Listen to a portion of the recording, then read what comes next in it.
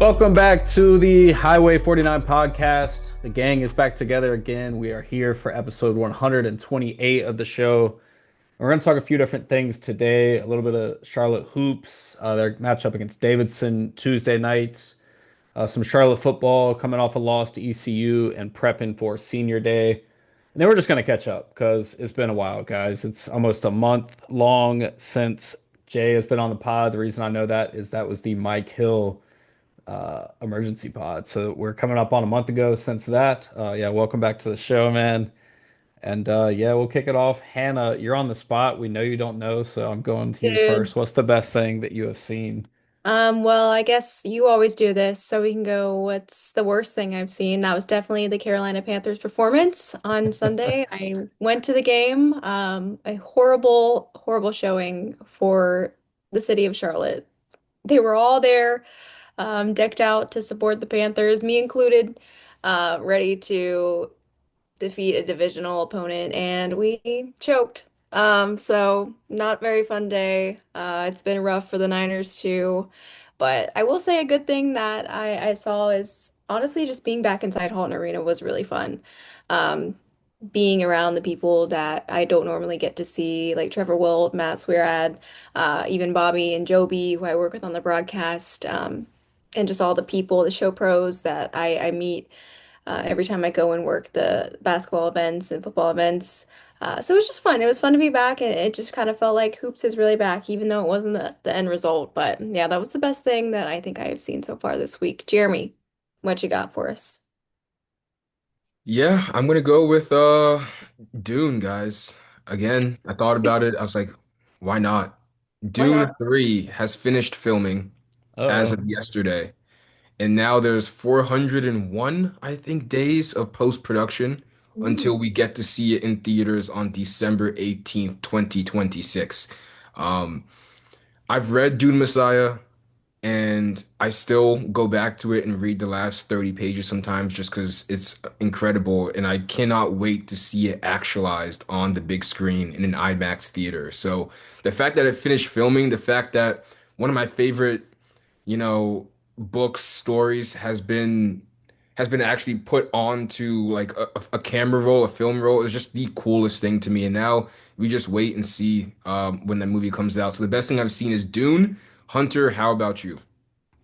Yeah, man, I've got a couple. I'll just start Monday night as just a whole. Lakers in town covering the Hornets. And just getting to talk. I mean, even without LeBron, the Lakers are still they have this like aura could be the word to them. It's like a very serious basketball organization is in town. And I caught up with Nick Smith Jr., former Hornet, after the game, and he literally said to me, everything here matters. And that just kind of puts some things in perspective, franchise to franchise. But getting to talk to JJ Redick pregame, asking him about Con Knipple, one of the most fun rookies to watch in the association, and getting to talk to Luka Doncic after the game, and just kind of their banter, like being in the Lakers locker room after just seeing the back and forth, Reeves and him going back and forth, you can tell that they're all kind of assholes, but they just kind of like flow together off that and like and live off that. So Monday night, leaving from there, headed home, watching the Eagles get a dub, and just a fun night of sports. And that's pretty much what it's been all week, and it's going to continue. We got Charlotte at home on Saturday. We got the Oklahoma City Thunder in town, defending champs. So it's been a good time.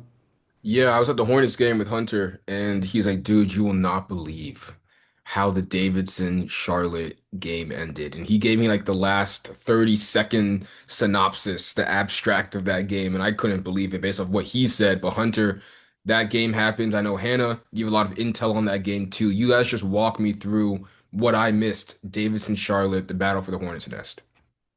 Yeah, I say we start at the end. Said it to y'all offline. The shot that Hunter Adam took to put the Yeah. nail in the coffin was fucking bananas. I couldn't believe he shot the ball, just flat out.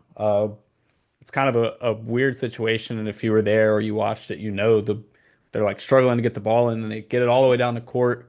It's in a situation they're up two.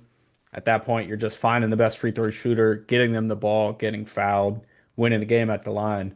And this kid who came into the game shooting 61%, was hooping all night, hit three threes early. is literally just like, I don't care at all. 20 something seconds on the shot clock. I'm open. He lets it go. And literally, Matt McKillop is like, no, like, what It's are like, you doing? hey. Yeah, everyone is in surrender Cobra. Like, because I mean, if Charlotte gets a board, this Yeah. guy misses the shot, Charlotte can go win the game. And rather than that happening, this kid, Fearne said after the game, the basket is just this wide for him right now. Like, he pulled up, knocked the shot down, and ends up getting a layup at the end of the game for the Wildcats to win by 7. So yeah, Hannah, I say let's if you want to touch on that and then go back to the front of the game. But yeah, I still can't believe the kid shot the ball, man. No, yeah, that was crazy. I mean, that was what, like the 20th second before the end of the second half. And he It's just ridiculous. pulls up, shoots it, no thoughts behind his head. He just wanted to shoot the ball. I spoke with him post game in the post game interview. He was carrying the trophy, obviously, had to wait for all the Hornets Nest trophy presentation. Really beautiful trophy, by the way. Oh I love no, the it's way. ugh. Don't know if you could sense my sarcasm, but uh, yeah, he was carrying the trophy. He was very animated. He said I wasn't quite sure what I was thinking there. I kind of just did it, kind of blacked out, and it went through. So thank God it did. But just a crazy game, and obviously not the result that the Niners wanted. I guess if we're gonna go back to the beginning, I mean, shooting was not there the entire night for Charlotte. That was evident. I mean, for Davidson, they were coming in averaging 40 points in both halves, and they scored less than that this time against Charlotte, but yet they still managed to pull it out. The defense was working, obviously, limiting Davidson to their shooting game, but um, shooting was not there. And we had several jump balls, several opportunities to take the lead, and yet Charlotte could not capitalize. That was the main theme throughout the entire game. And I asked Coach Fearne at halftime, I was like, how do you get the offense going and what are your thoughts? He said, yeah, we have to create more space. We have to utilize our space, move around, and we really have had poor shot selection. Ultimately, we just need to shoot better. I was like, absolutely. That's exactly what I was thinking. But I mean, 12 points off turnovers for Charlotte, 17 points from the bench versus the 38 from Davidson. So that bench production, I know, Hunter, we've talked about that, Yep. is a huge, huge deal. I mean, Ben Bradford had a huge night in the season opener. Um, but he's been radio silent, since that first game. And I don't know whether that's a struggle for him, like taking on the pressure of now leading this team or what's going on there. But eh, hopefully they can go back to the drawing board and figure something out because I don't think that's what Coach Fearne was hoping for this season. It looked like kind of the offense that Charlotte had last season, just a little bit, in my personal opinion. But Hunter, what were some Yeah. of your takeaways? Yeah, it's different when you're a guy off the bench averaging less than 4 points a game to you score 31 in the opener and now you're the top of the scouting report. They Right. guard you different, you're higher priority. And I think Ben Bradford saw that going from game 1 to 2 and now 3. And he got downhill a little bit, but they need his outside shooting. He goes 0 for 5 in that game. So like I say, I think he'll have opportunities to bounce back for sure. I think Fearne loves this kid. I think he's going to have every opportunity. But back to the start of the game, I thought the play was as ugly as the trophy was for the first 10 minutes of the game. Both teams are combined 6 of 24 in the first 10 minutes of the game. It's just ugly hoops. And Charlotte's offense, it looks like what you do in practice when you're just kind of passing the ball around the perimeter and nobody's Yeah. really going to the hole or like even like pressing for shots. And both teams played a lot of guys. I was kind of wondering, you mentioned the bench production. Like there are some lineups that Fearne threw out there where I'm looking around like who out here is going to score? And we saw Damani Harrison kind of break that skid early in the game, get Charlotte kind of back in the game, and he would go on to be maybe a hero or a near hero late in the game. But I really like Anton Bonk, man. Hannah, you and I talked about him off the air. I mean, 13 boards is his career high. I think he had 3 or 4 blocks in that game. Yeah, 4 blocks, which was his career high. 14 boards, sorry, 13 points. And His game is interesting. I think they should just lob it up to him more. Like he's literally 7'2" with a gigantic wingspan. Like it's like watching Ryan Kalkbrenner for the Hornets. Jeremy, like he's if he gets the ball near the rim, it's going in. I think they need to kind of get away from these face ups or posts, like post moves. Like he doesn't need to be playing like Bobby Portis right now because that's not going well. So more lob actions with him, more anything to get him with the ball in scoring position. But I don't think creation is his game right now this early in his career. So the bench production, I want to go back to that. Davidson's bench had 20 points in the first half. Charlotte's team had 19 points. Yeah. That was, I mean, that's the story of the game. I mean, Hunter Adam comes off the bench for them firing. We talked about him earlier. Parker Friedrichsen coming over from Wake Forest. It's they've got some shooters over there, man. Is this more of a poor shot selection problem or a shots aren't falling problem or maybe a mix of both? What do you guys Both. think? Yeah, I Both for agree. sure. It's like Charlotte took 21 threes. They hit six of them. 28%. A lot of them, and Fern talked about, a lot of them were open shots. They just Yeah. didn't make them. Uh, and I think that's something obviously you got to work on. And the biggest thing, the story of this game to me is the free throw line. You shoot 55%. You get to the line 20 times, which eight more than the Wildcats, which makes sense based on the way Davidson plays. Guys, they're taking a lot of threes. They're taking a lot of pull-up mid-range jumpers, things like that. Charlotte gets to the line 20 times. In the first half, they were 4 or 5 at the line. They finished the game 11 of 20. And we talked about it a minute ago. Davidson dominated the first half of this game. I mean, they're up 18. It feels like they're just going to run Charlotte out of the building. And then I'd say like kind of the midway point, the second half, Davidson's literally like, Charlotte, please win the game. Here you Yeah. go. This is a silver platter. Please win the game. Like Davidson, Charlotte switched to a zone. So I got to shout out Fern for kind of changing it up, slowing them down, finding ways. Josh Govins, an Army transfer for the Wildcats, was able to. The only two shots from the field he hit were mid-range jumpers to break that zone, and that's what got Davidson out of the slump late in the game. So I got to shout him out for that. But Charlotte comes tearing back. Like I say, Davidson literally was like silver platter, please win the game. And Yeah. Charlotte had free throw after free throw. I mean, they're airballing free throws. They are missing the front end of one and ones that could cut the lead to or not even to single digits to a one possession game. And it felt like it was over. Davidson gets the lead back to 10 with almost 2 minutes left.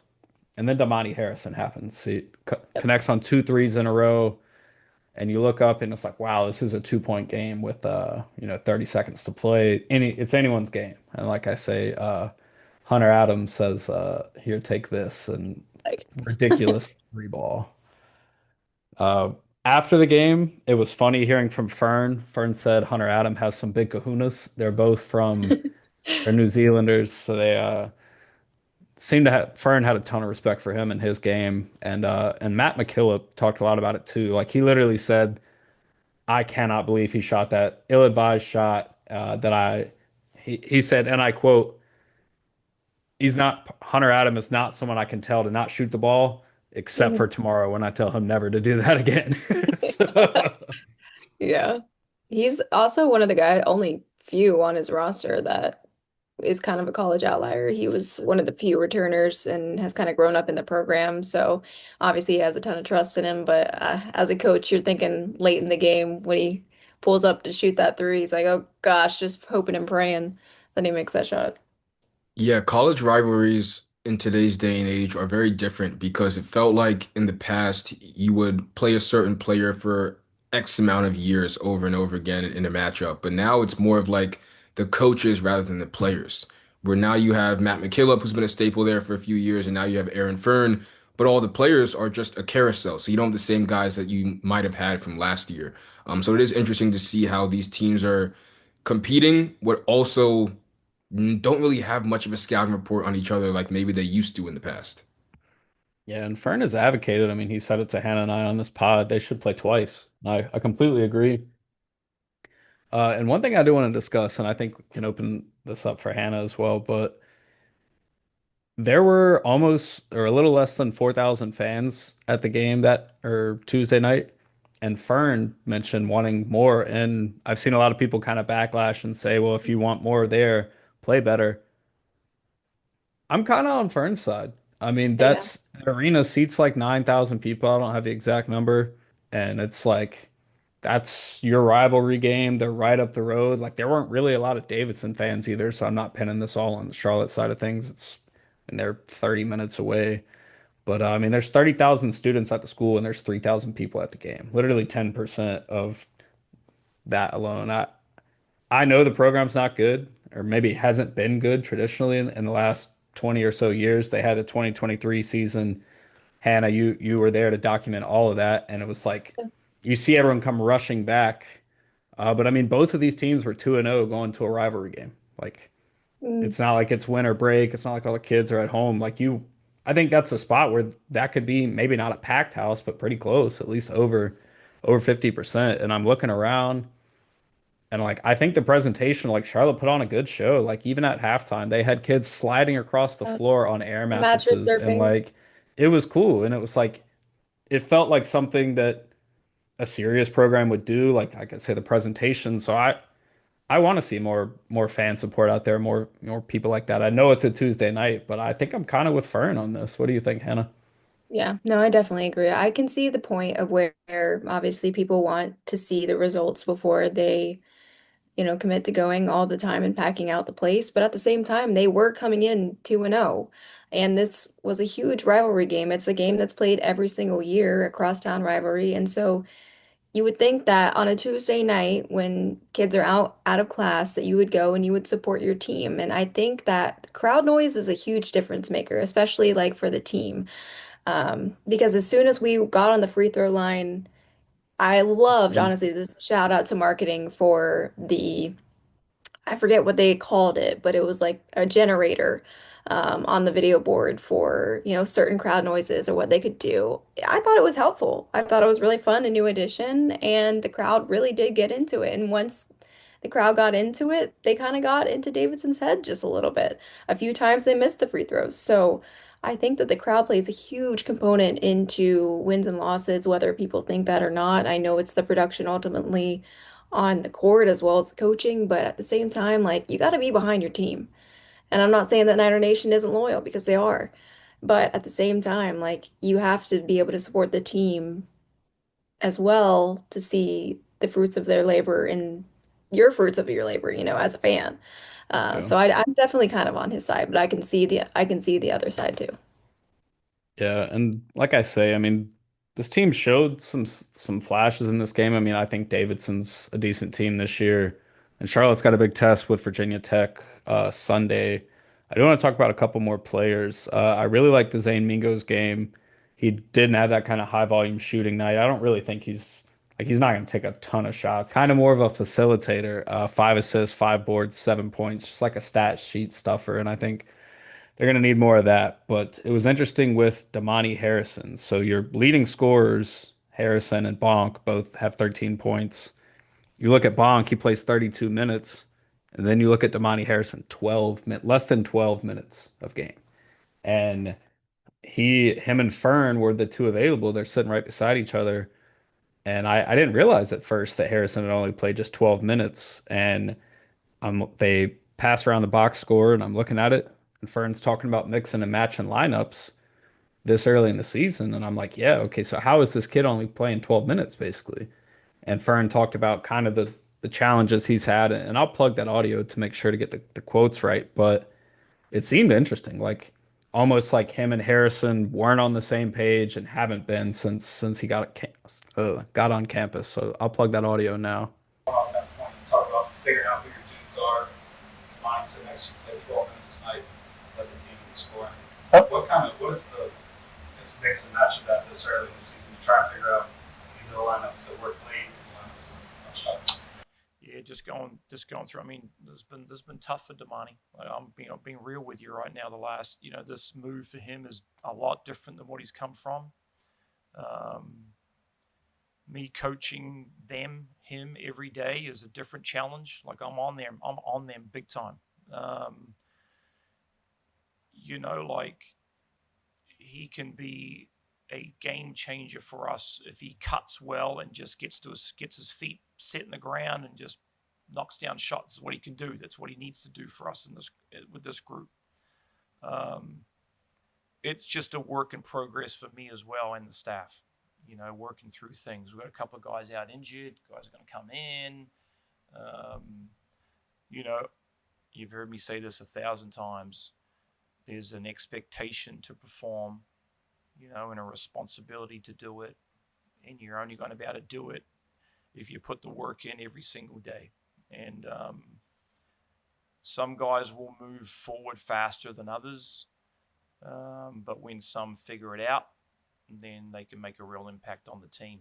Damani did a great job tonight. He probably proved to himself that he can make an impact on the game in a short period of time. Well, now maybe he gets more of an opportunity. You know what I mean? Like, this is how this works. I've been coaching for a long time and obviously coached a lot of pros for a long time, and it's no different at that level too. So I'm trying to teach them that, but I'm also trying to learn them as well. I don't have all the answers. I'm working them out as well at the same time. So that's what makes it fun. It's a learning experience, of course, coming from of American coach to a European coach. He's very smart. Of course, I trust him.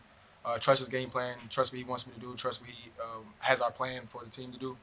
Um, Learning a new system is tough, but just got to trust him and learn and try to pick up all the details, the information that I can, and ask as many questions as possible and pay attention, of course. Just keep learning, that's all. I mean, anytime you lose, it's frustrating. But I think both of them were in pretty good spirits after the game. I just thought both of their responses to my questions were interesting because when the first thing you bring up is going from an American head coach to a foreign head coach, I think that just kind of shows just almost an oddity in a player. Like, you committed to Aaron Fearne out of the transfer portal. So if I don't know, I think Damani Harrison, and Fearne said it, he could be our X factor. He could change things completely if he hits. And I don't think this is a team that's got enough depth to only play guys 12 minutes if there's stuff like that. Like, this kid's got to play basically, and I think we'll probably see that moving forward. Hannah, you got anything else from this game? Yeah, I mean, another guy we didn't really see a lot of was Major Freeman, and he Yeah, had a heck of a game against Tennessee Tech. And I think you're definitely right. There has to be that X factor. There has to be somebody that can be all reliable at the same time, to knock down the shot whenever you need it to give the team the security late in the game. Being poised late in the game is super important. And I mean, Charlotte can always come back. They're known to fight back, but it's taking advantage of the opportunities and having the guy to do that is definitely going to be the difference maker moving forward. yeah, no doubt. And there was a point in the game I tweeted it out that Davidson was 8 of 16 from three, and Charlotte was 1 of 10, and the only person to put one in was Freeman. So yeah, I Yeah. think they're going to rely on him a lot. It's going to be interesting kind of how they mix and match this. I know they've got 6'11" big man, Dean coming back here pretty soon, potentially Sunday. So hopefully they'll have some more depth because without Bonk on the court, like we said, 7'2", kind of protecting the rim, they're kind of vulnerable in that spot. So from there, let's talk about another rivalry. I'll be honest with you guys, I did not watch this game live. I was at a wedding this past weekend. I watched maybe the first 5 minutes in the car in the Uber on the way, and I had seen enough, so I did not check back in, did not pick back up. But taking a look at the stats from this game, and I went back and watched a condensed version, watched some stuff like that. It just felt like the South Florida game. And Tim Alvin talked a little bit about that. You just get jumped in the opening. I mean, it's 28-0 in the first quarter. You go down 14-0.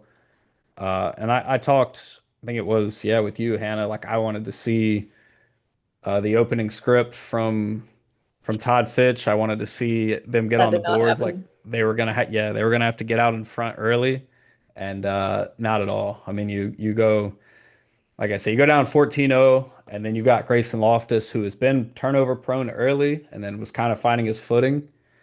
And you decide to throw a curl to the wide side of the field. I mean, I just don't know, unless you're Patrick Mahomes, I just don't ever think, or Josh Allen, like, that's a good idea. It gets jumped. It's a pick six.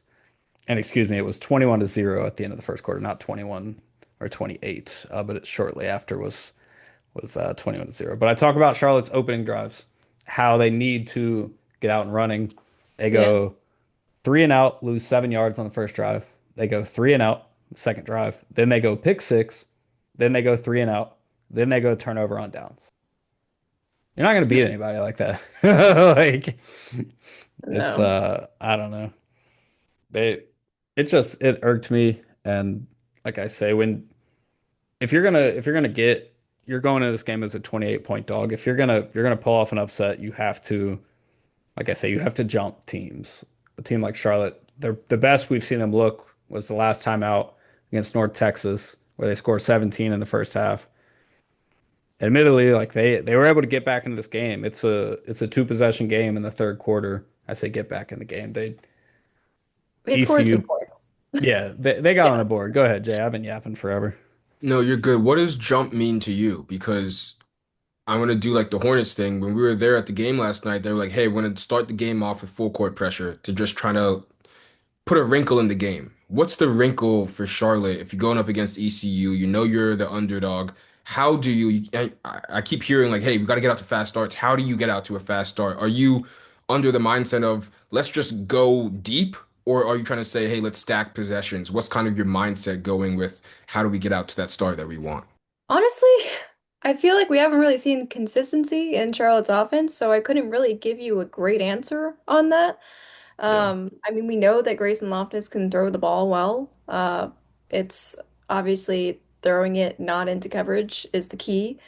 Um, but Throw it honestly, at the team in goal, please.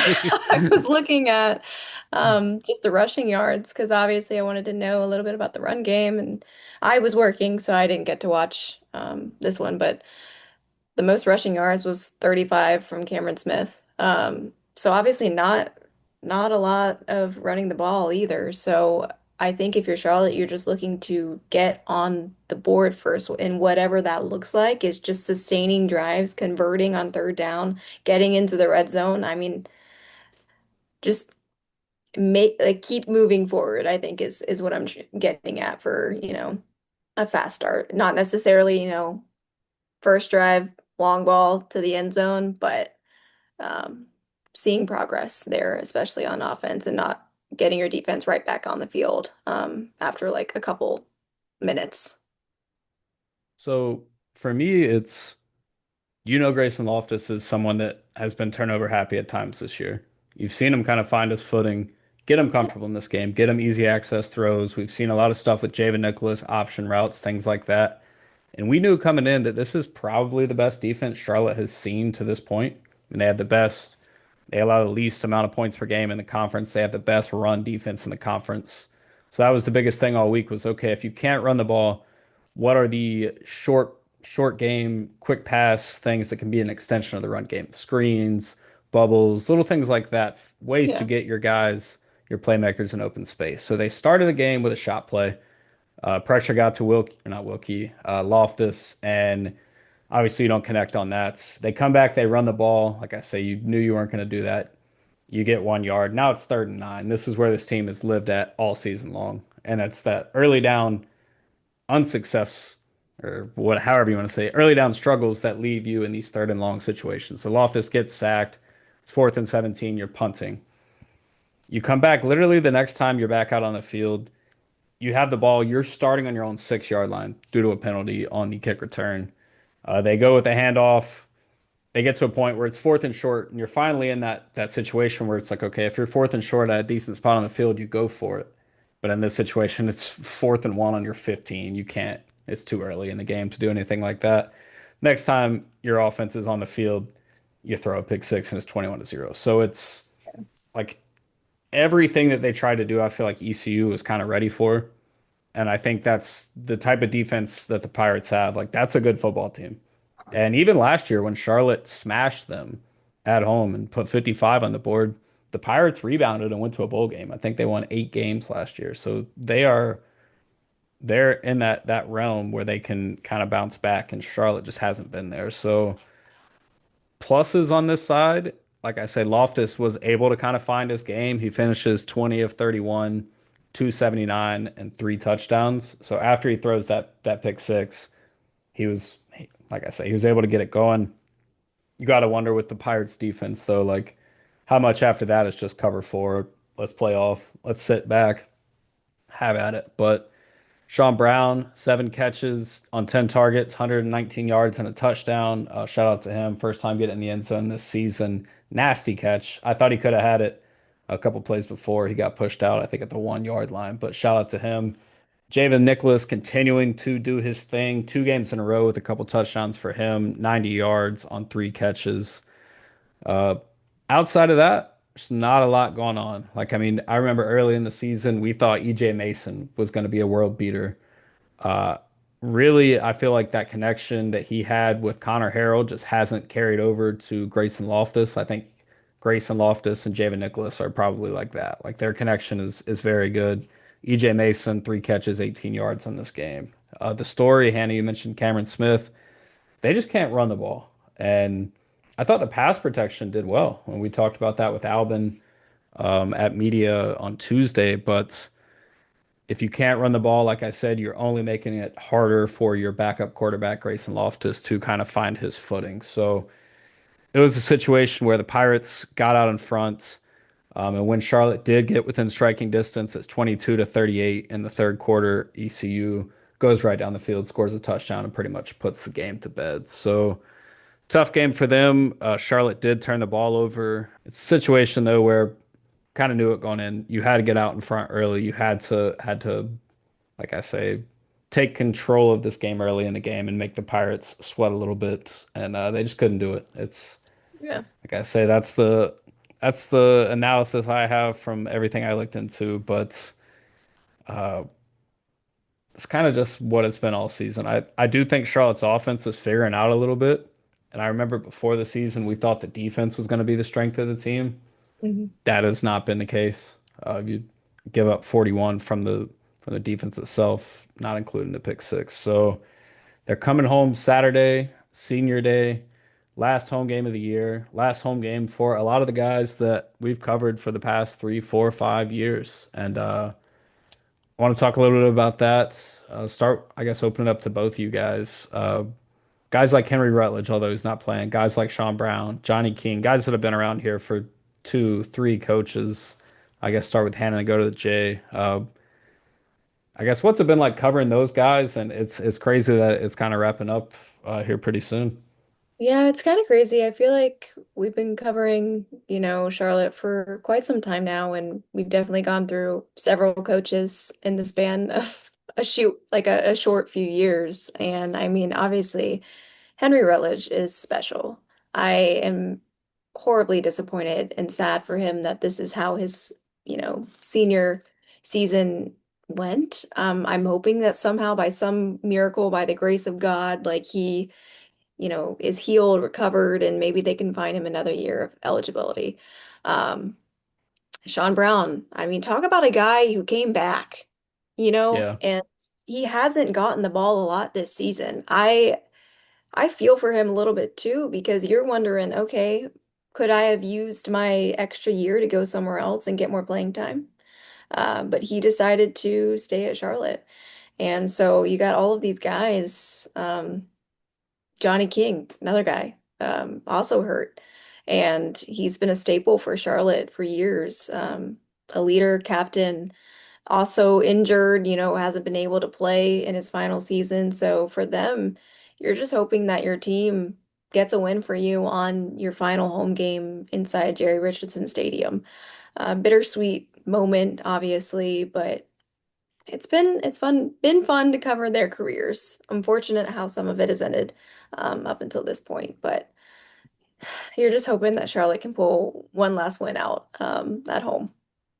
Yeah, it's been a pleasure. This It's kind of weird because like you guys talked about, the different coaches, Mike Hill is gone, all these different moving parts, but there have been constants within this program, and I think the guys that you touched on are those constants. When we talk to Henry Rutledge after some post games and he just gives you a really thoughtful answer. Or you're talking to Sean Brown and he's shouting out Hunter Bailey for the Highway 49 podcast and Johnny King. I remember talking about the offensive line issues and we would say every year, well, the one guy who you can count on is the guy in the middle. It's Johnny King. So it's been a pleasure, but as I say that, I will be honest and say it's equally been disappointing, not for them, but just to see how this last year went.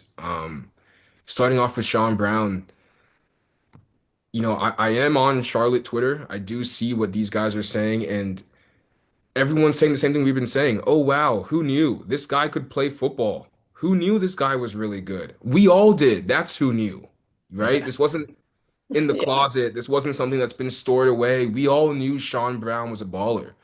Henry Rutledge, one of the most dynamic players we've seen. Hannah's been preaching when this guy gets the ball, good things happen. And last year he didn't get the ball.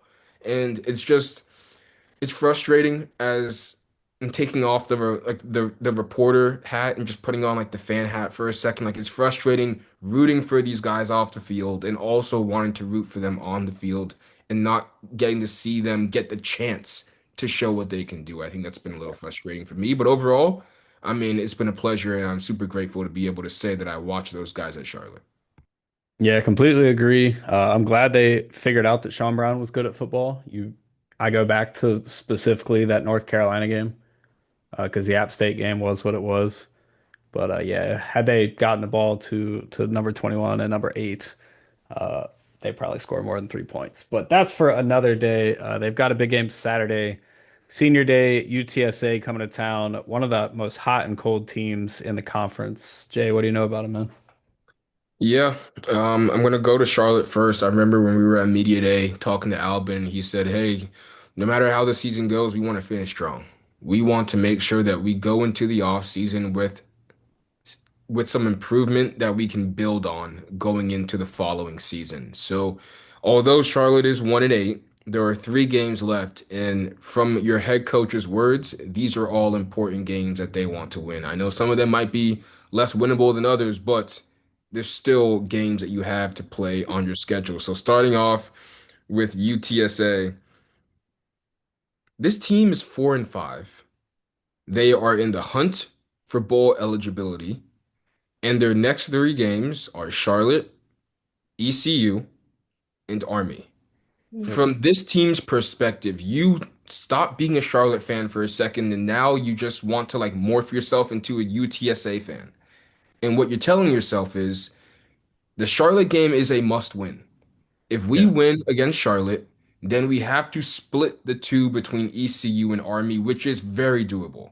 But that all becomes, um, you know, that all becomes doable once you get that win against Charlotte. So now, morphing back into a Charlotte fan's mindset, you have to spoil their party. You Yeah. have to make sure that this team does not make it in to the bowl because of you.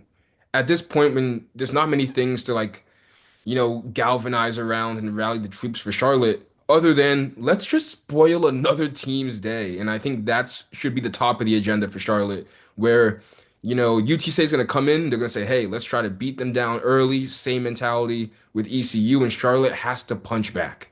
That Mhm. punch can be, like Hunter said, in maybe jabs with first down, we get 3 yards, second down, we get 4 yards, and now we have a manageable 3rd and 3.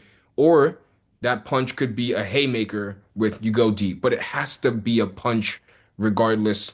Hunter, I mean, talk to me, man. This is a huge game for one team, maybe not a huge game for another team, but I do think that if Charlotte walks in with the right mindset, it would be the best thing to be able to spoil another conference opponent's party.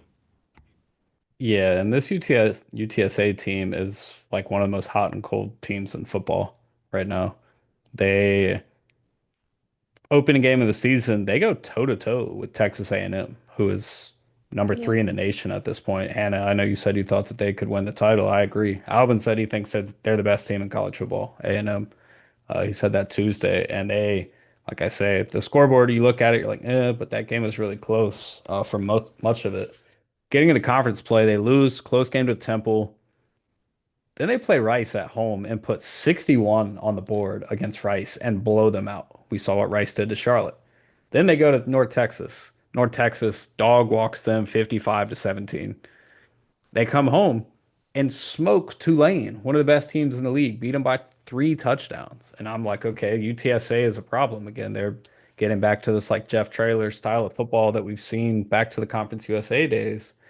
They've got a big game at South Florida. It's a weeknight game, and South Florida does what they do to feels like everybody and puts 55 on the board and runs them out of the building. So they are coming off of that game, a sour taste in their mouth, losing by 32. Coming to Charlotte to play a team, Jay, you mentioned that's just playing for pride, playing to be a spoiler. It's a noon kick, thank you God, on Saturday because the Hornets and the Oklahoma City Thunder play that night, so I'm trying to go and watch that. So glad it's a noon game. But this UTSA team is interesting. They score about 32 points a game. It's in the top half of the league. Remember, Charlotte's around about 18 a game at the bottom of the league. Owen McCown is their quarterback. He's been, like I say, pretty up and down like their team this year. 18 to 5 touchdown to interception ratio, completing almost 70% of his passes. So he takes care of the ball relatively well.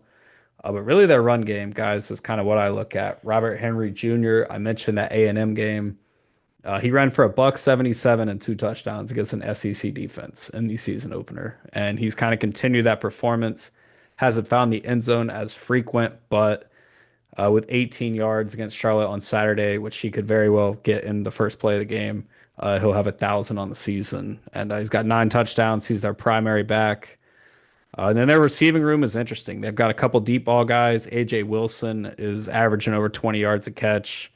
That's been their kind of deep ball threat. And then Devin McQueen, I think that's how you say his name, is their leading receiver with 45 catches, 6 touchdowns. So they're a team, like I say, any Jeff Traylor team. I don't know if you guys know a ton about him, but it's just like this physical smash mouth dude. Like if you fought him in a back alley, it's bad for you. That's how his football team plays. And I think Alvin talked about it. They kind of take on his personality. And like I say, coming off of a 32-point loss to South Florida, I think they're going to come to town pretty pissed off. Hannah, what do you think? Yeah, I mean, honestly, one thing that you can say is UTSA is not good on the road. They're one and Yeah, four on the road, so Charlotte definitely can use that to their advantage. I mean, last year they had the most penalties in the American Conference, and I think that's a huge thing that Charlotte needs to take advantage of. Owen McCall, excuse me, Owen McCowan definitely. A great quarterback for them this season. I mean, he started his career though at Charlotte, at Myers Park. He's a left-handed quarterback, probably going to have some family in the stands at Jerry Richardson Stadium, but they're always kind of like the dark horse in my opinion. I feel like they have some good games, have some bad games. You know, there's never any consistency, but they're yeah, definitely a lot better at home than they are on the road. And who knows if Charlotte can capitalize and just be consistent. I feel like there might be some momentum there that can propel them to a potential win and do what you were saying, Jeremy, ruin their chances of a bowl game. Um, but I mean, one thing I will say too, though, UTSA in their win against Tulane, their defense came away with 3 interceptions, and we've talked about Grayson Loftus. So he has to really be on his game and be smart. I think that's the biggest thing for Charlotte is don't hurt Charlotte. Like yeah. Charlotte doesn't need to beat Charlotte. I hope just in the last game of the home, you know, home schedule that they can just play sound and then like look like a fun team to watch. I think that's something we've all talked about this season. Just do things that are reckless a little bit. Um, what do you have to lose at this point, you know? Yeah, Hunter said something where like this team is kind of like fighting someone in a back alley. And I think when you fight people in back alleys, not that I have any experience doing this type of stuff, but Mm, I would assume that when you fight somebody in a back alley, that the stuff they're doing is maybe not the most sound, right? Where they're yeah. taking swings and they're taking all these chances that can lead to mistakes or it could lead to you getting knocked out. So I think in Charlotte's case, when you're walking into this game, take what they're giving you, right? Don't be too willy-nilly and too, I guess, erratic with the ball because if you stick to your guns, eventually that guy in the back alley is going to have a big swing and miss, and that's when you can counter with an uppercut uh to knock them out. So I think, kind of weathering the storm in the beginning might be good. And of course, if they're bad on the road, that also means similar to the, you know, basketball side, fans got to show up. Everyone needs to try to be like, hey, we understand the position UTSA is in, and we want to do everything in our power to spoil their lunch, and hopefully they can. Yeah. Earlier, I gave some just kind of spraying stats just about their players, their team, but the way that they play, they want to possess the ball. They've got top three time of possession in the conference. They want to limit possessions. We talked about them running the ball. That's, I would say, more of their identity. They're kind of 50-50 split, but their defense, while this year it's kind of up and down, when they get in the red zone, when teams get in the red zone against UTSA, they're scoring touchdowns at a ridiculous clip. They have the worst red zone defense in the conference. It's actually worse than Charlotte's, which Charlotte's right, and Charlotte is the next worst. But Yeah. in 33 red zone attempts this year, teams have scored touchdowns on 23 of those. UTSA has not forced any takeaways in the red zone. So if Charlotte is to be competitive, be in this game, they've got to finish drives. That's been the biggest thing for them all year, settling for field goals in the red zone, having to go for it when the game's out of hand. When they get inside that 20-yard line, they need to be scoring touchdowns. And I asked Sean Brown, I asked Jalen Harley too. I just opened the question to both of them at Tuesday's media. I said, what do you need to do to win this game? Jalar Holly said, stop the run. Sean Brown said, touchdowns. They're gonna have to Yep. find ways like UTSA's corners. Their average corners in the American. Sean Brown, EJ Mason, Javen Nicholas are going to have opportunities. Grayson Loftus, the offensive line, if they play how they played in the pass protection game, Loftus is going to have time. They just played probably one of the best defensive lines in this league and held up for the most part. So, like I say, Todd Fitch, get creative, get Grayson Loftus opportunities to get comfortable in the game, and then take the long ball because it's been working lately. Javen Nicholas has been wide open multiple times, and if he's not wide open, he's a not a big cat, but he's mossing people. He mossed a dude in that ECU game, broke two tackles, and scored a touchdown. And that's the type of performance, like the gutsy stuff that they're going to need Saturday to win this game. So it's gonna be fun. I'm really interested to see, like I say again, how do they start the game? Because if they fall behind, I really don't think the Charlotte team has shown any semblance at all this year of being able to get back in the game outside of FCS against Monmouth, their only win. So, like I say, UTSA is going to be an interesting team, interesting game, and there's going to be a lot of emotion. Sean Brown talked about it. The guys playing for the seniors. It is the last home game. And I think it's probably their best chance at a win. We Mhm. know they're going to Georgia, and that's just going to be hell, or just really no matter how you slice it. And then you finish the season at Tulane, who is still in the world of trying to get into the college football playoff, competing for the Americans. So both of those games are going to be extremely tough. This is the best chance at it. So I'm hopeful. I think it'll be an enjoyable environment. I know Hannah and I will be out there for that one. And yeah, I know it's feels like it's been a while since all of us have been together to pod. I know we talked about it, so I appreciate y'all making the time for this. And it's been hectic for me too. Got some travel coming up next week, so I will not be at the presser on Tuesday, but I do plan to cover Charlotte, Georgia, potentially from the house though. So we'll see how that goes. But as always, appreciate y'all tuning in to the Highway 49 podcast. Football season is about to wrap up. Basketball's in full swing. And Jeremy and I are recording a lot on Lock It or Leave It for the Hornets. So tune into that. Yeah, Jeremy, tell them where they can find that really fast. Lock it or leave it, no spaces, no caps Yeah. on YouTube. Yeah. Yep. Very If good. you like Hornets basketball, you'll hear Hunter and I doing 11 p.m. 15-minute recaps on there because we are basketball sickos for better or for worse. So I appreciate you plugging that. And yeah. Sicko! All right. Appreciate y'all. And we'll be back next time.